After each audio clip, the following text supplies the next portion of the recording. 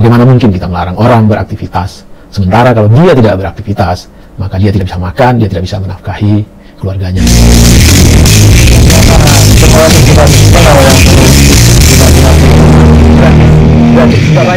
Assalamualaikum warahmatullahi wabarakatuh. Pada kesempatan pertama, Bang Kicca ingin mengucapkan selamat Hari Raya Idul Adha, Hari Raya Kurban. Mohon maaf lahir dan batin. Semoga Hari Raya Kurban ini dapat menjadi pembelajaran kembali, mengingatkan diri kita kembali bahwa esensi atau salah satu esensi dari kehidupan adalah berbagi. Dan karena berbagi tersebutlah sustainability umat manusia peradaban abadi sampai saat ini. Pada kesempatan ini, Bang Kicca juga ingin mengucapkan terima kasih kepada para subscriber Kicau Jelata dan para viewers yang telah meluangkan waktunya untuk menonton, melihat kicauan kami, Bang Kicca dan Bung Jela. Kami memulai channel ini pada tanggal 18 Juli tahun 2020 dan sekarang adalah tanggal 20 Juli 2021, jadi 2 hari setelah first anniversary. Memang tidak terlalu muluk-muluk, niat kami dari awal hanya ingin bersilaturahmi di antara sesama teman, Bang Kicca dan Bung Jela, Neldi dan Alek, dengan cara yang tidak biasa. Cara lama yang kami lakukan dalam bersilaturahmi adalah dengan bertemu, janjian ketemu, ngopi, cerita kesana kesini dan pulang gitu.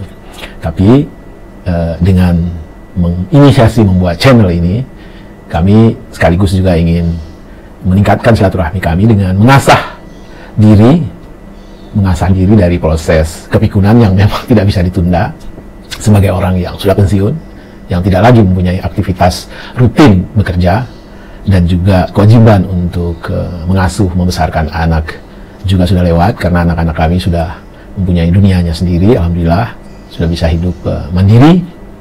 Nah, tentu di samping niat tersebut ada niat lainnya, yaitu berbagi. Bukan berbagi ilmu, sekali lagi tidak, karena kami sadar bahwa ilmu itu tidak ditentukan oleh durasi umur. Banyak anak-anak muda saat ini yang ilmunya jauh lebih hebat dari kami. Tapi satu hal yang kami ingin berbagi adalah soal pengalaman. Pengalaman ini tentu tidak bisa dibeli. Pengalaman ditentukan oleh durasi panjangnya kita hidup di dunia. Banyak berjalan, banyak dilihat, lama hidup, banyak pengalaman. Bisa pengalaman manis, pahit, hambar, intinya insya Allah dengan usia yang tidak muda lagi, tentu pengalaman kami berdua, Bang Kicca dan Bung Jela, jauh lebih banyak dari teman-teman yang di bawah usia kami, dan itulah yang kami ingin berbagi. Hari ini tanggal 20 Juli tahun 2021 bersamaan dengan Idul Adha, PSBB darurat juga berakhir. Apakah PSBB tersebut akan dilanjutkan atau tidak? Sampai saat ini Bang Kicca belum mendapatkan info dari otoritas. Mungkin kita semua belum mendapatkan info, dan mari kita tunggu. Tapi Bang Kicca hanya ingin sedikit mencoba mereview sebenarnya apa yang terjadi dengan kita semua, tak hanya di Indonesia, dengan dunia ini. Ya, setahun lebih kita semua berada dalam suasana mencekam, ketakutan luar biasa terhadap ancaman suatu makhluk yang tidak kasat mata, makhluk kecil yang bernama Corona atau virus COVID-19. Dan di banyak tempat kita menyaksikan ratapan, tangisan, keluh kesah yang diakibatkan oleh virus ini. Jadi sekali lagi, virus ini nyata, real adanya, telah mengakibatkan banyak negara yang luluh lantak, banyak kehidupan yang tercerabut, yaitu meninggal, dan banyak ekonomi yang hancur. Jadi makhluk kecil yang tak kasat mata ini benar-benar telah meluluh lantakkan peradaban.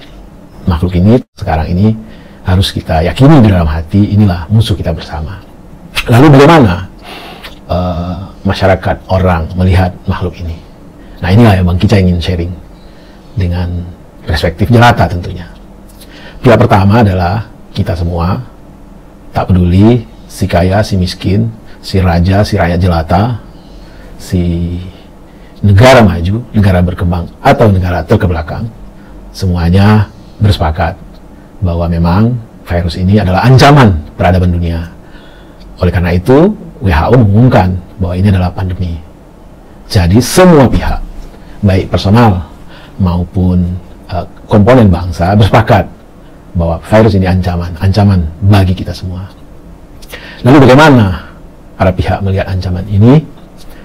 Pihak pertama adalah pihak yang akrab dengan ilmu pengetahuan, para saintis. Para saintis adalah orang-orang yang taat, yang jujur melihat, objektif melihat, sesuai dengan kaidah-kaidah ilmu pengetahuan. Dan dari rilis-rilis yang kita baca, bahwa para saintis ini mengatakan bahwa virus ini menular dari orang ke orang, bahwa virus ini hidup dalam siklus waktu tertentu, bahwa virus ini bisa mematikan, apalagi dengan adanya orang-orang yang punya penyakit tertentu, komorbid.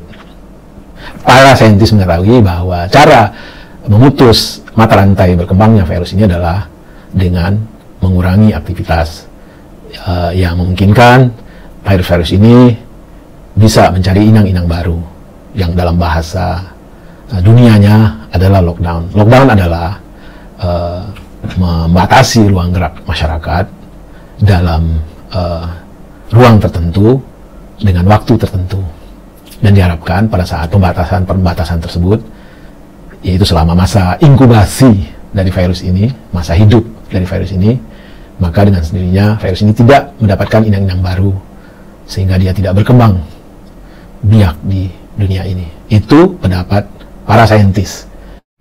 Dua adalah para otoritas di negara-negara yang mengambil keputusan apa yang harus dilakukan, apakah pure mengikuti kehendak keinginan para saintis ini, atau ada variasi-variasi lain.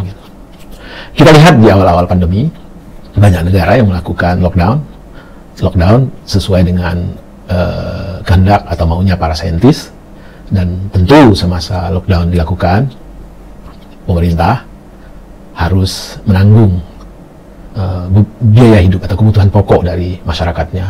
Tak hanya masyarakat, tapi juga binatang peliharaan. Dan ini memang begitulah seharusnya, karena tidak mungkin orang mematuhi satu ketentuan atau peraturan atau satu keputusan jika orang tersebut yang menanggung akibat dari keputusan tersebut. Dan kita tahu bahwa tidak semua orang mempunyai daya pikul yang sama. Jadi yang paling ideal sebenarnya memang lockdown. Lockdown itu adalah, kalau di kita itu karantina wilayah. Dan dengan karantina wilayah, yaitu pembatasan pergerakan aktivitas manusia, dan manusia tersebut ditanggung biaya hidupnya, dan binatang piaraan yang ada dalam kuasanya, tentu hukum bisa ditegakkan di sana dengan keras, dengan ketat. Tetapi ada pemerintah, ya termasuk pemerintah kita, yang punya pemikiran lain, yang barangkali saja setelah dihitung-hitung tidak ada kemampuan finansial untuk membiayai biaya hidup dari masyarakat kalau karantina wilayah atau lockdown dilakukan, sehingga dipilihlah opsi-opsi yang seperti yang kita terima atau seperti yang kita jalankan selama ini. Tentu saja opsi-opsi tersebut mempunyai konsekuensi-konsekuensi yang di lapangan sama-sama kita lihat. Banyak masyarakat kita yang tidak mematuhinya, tidak mematuhi karena ketidaksadaran, karena banyak juga kita lihat orang yang secara ekonomi, secara pendidikan dia sebenarnya paham sekali, tetapi secara attitude dia melakukan kegiatan-kegiatan yang sebenarnya tidak cocok atau sebenarnya berpotensi untuk meluluhlantakkan kehidupan ini. Mereka tetap melakukan pesta-pesta atau mengumpulkan massa dan lain sebagainya. Lalu ada lagi kelompok masyarakat yang memang secara ekonomi dia tidak mampu bertahan kalau dia tidak bekerja. Jadi berapa banyak dari masyarakat kita yang hidupnya bergantung dari keringat hari demi hari. Tentu terhadap mereka ini adalah zalim kalau kita memperlakukan hukum. Karena apa? Dalam perspektif kemanusiaan harus ada pertimbangan-pertimbangan yang lebih substansial. Bagaimana mungkin kita melarang orang beraktivitas, sementara kalau dia tidak beraktivitas, maka dia tidak bisa makan, dia tidak bisa menafkahi keluarganya atau orang-orang yang berada dalam tanggungannya. Dan apa yang bisa kita lakukan jika hal ini terjadi? Kita tahu bahwa virus ini ancaman bagi semua, si kaya, si miskin, si berkuasa, si rakyat jelata, si raja, si yang rakyat papa, semuanya tidak dipilih oleh virus ini. Semuanya layak menjadi inangnya. Dan dengan sukacita, jika kita tidak berdisiplin, virus tersebut akan menginfeksi kita. Nah, karena virus ini adalah musuh kita semua, maka dalam hal ini sebagai masyarakat, ya kita biarkanlah pemerintah tentu mengambil keputusan dengan segala data, informasi, kemampuan yang mereka miliki. Wallahu alam lah, kita kesampingkan dulu soal itu.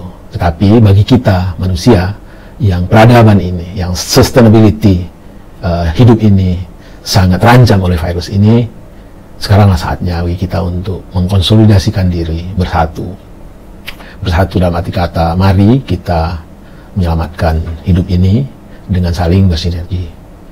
Dan bagi teman-teman kita, saudara-saudara kita yang tidak mampu, yang dalam catatan dia harus bekerja untuk hidup hari demi hari, tentu bagi kita yang punya kelapangan, kemudahan, saatnya untuk turun tangan, apalagi ini Hari Raya Kurban, untuk membentengi mereka, saudara-saudara kita tersebut, agar tidak lagi keluar untuk sekadar bertahan hidup.